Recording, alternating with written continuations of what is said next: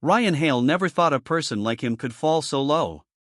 He stood outside his old school, Maple Heights Academy, soaked by the cold Vancouver rain, staring at the luxury car that used to be his. Except, it wasn't his anymore. His father's company had just gone bankrupt. His mansion was gone. His friends had vanished. And the people he once mocked were now the only ones even looking in his direction. But just a week ago, Ryan was the king of everything. And this is how it all began. Do you even know how much this jacket costs? Ryan's voice echoed across the school cafeteria as he poured a carton of chocolate milk over Dylan's old hoodie.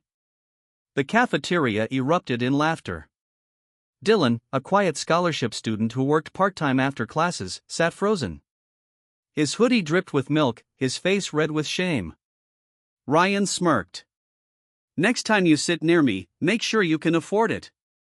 He dropped the empty carton on Dylan's lunch tray and walked away, his designer sneakers clicking proudly against the tiled floor. Everyone clapped. Everyone except Mia, the student council president. She glared at Ryan and muttered, "You'll learn, Ryan. One day, life will humble you." Ryan just laughed. Not in this lifetime.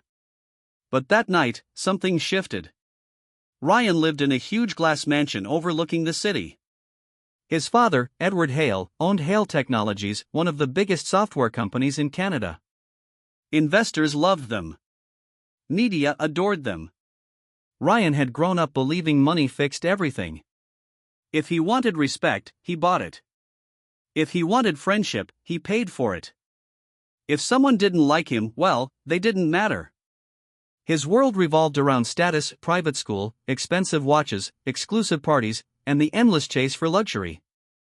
But behind that shiny surface, something dark was brewing.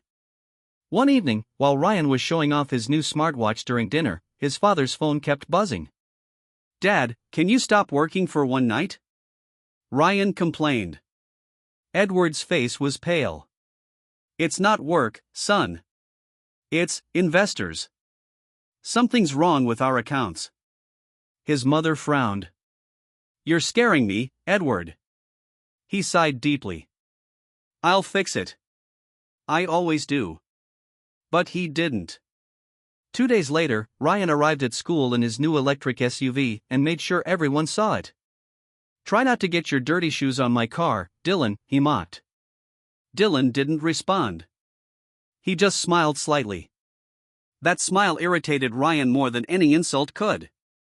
That night, Ryan overheard his parents arguing in the living room. "The investors are pulling out," his mother said in a trembling voice. "We're losing everything, Edward. The house, the company." Ryan froze at the stairs. He felt something he hadn't felt in years: fear. The next morning, he arrived at school pretending everything was fine. He had an image to keep. He threw his backpack on the table beside his usual crew: Mark, Jason, and Cole, all sons of wealthy business owners. "Big party this Friday, guys," Ryan grinned. "My dad's buying a new yacht." They cheered. But deep down, Ryan already knew there would be no yacht, no party, and soon, no friends. That Friday came. Ryan's father didn't come home. The police did. They were there for documents, not him, at least, not yet. Hale Technologies was officially bankrupt. By Monday, Ryan's mansion was empty. His car repossessed. His phone disconnected. When he walked into school wearing regular clothes for the first time, the laughter was deafening. Mark and Cole turned their backs. Jason snickered, "Look who's the charity case now." Ryan's chest tightened. For the first time in his life, he had no one. He sat alone in the cafeteria, the same table where he once humiliated Dylan. He looked up, and there Dylan was walking towards him with 2 lunch trays. Ryan expected revenge. Instead, Dylan sat down and said softly, "You look hungry." Ryan blinked, speechless. But before he could respond, the school speaker crackled to life. "Ryan Hale, report to the principal's office immediately. It's urgent." Ryan stood, heart racing. He had no idea that this call would change his life forever. Ryan walked slowly toward the principal's office, every step echoing through the long hallway. The whispers followed him. "Isn't that the Hale kid? His dad's company went bankrupt. I heard they lost everything." His palms were sweaty. His once flawless confidence had turned into pure fear. He pushed open the office door and froze. Inside sat his father, but not the man he remembered. Edward Hale looked older, smaller, like all the power had been drained out of him.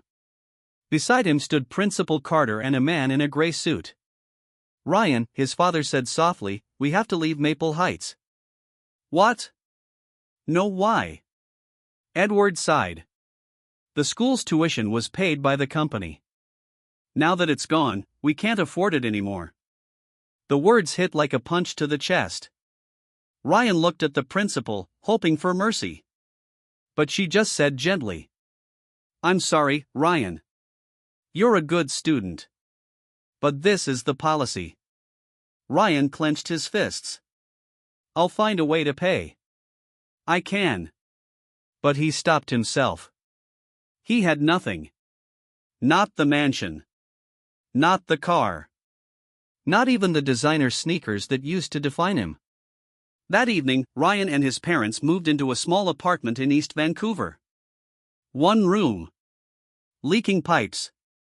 Peeling paint. No more maids. No more imported meals. Ryan sat on the floor staring at his empty phone screen. No messages. No calls.